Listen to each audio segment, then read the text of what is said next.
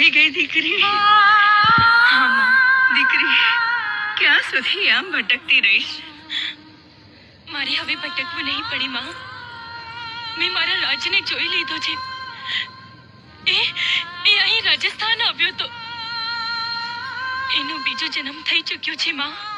એનું નામ વિક્રમ છે. દીકરી, તું એને મળી? પણ ના મળી શકી.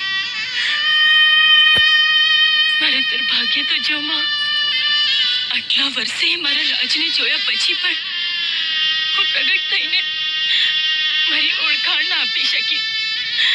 કારણ કે રાજ ભૂત પ્રેતાત્મા કશામાં માનતો નથી. કે તું એક પ્રેત છે બેટા. હું પ્રેત છું તો શું થઈ ગયું માં?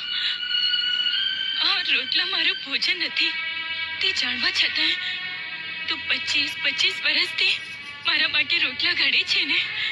એક જનિતાની લાગણી જેમ તને 25 વર્ષથી મારી સાથે જકડી રાખી છે, એ જ રીતે હું મારા રાજ સાથે જન્મો જન્મની પ્રીતના થાતરે બંધાયેલી છું માં.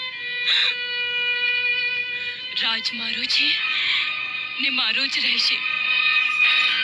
અને મારા માર્ગમાં જે કોઈ કાંટા પાથરશે એને હું ક્યારેય માફ નહીં કરું.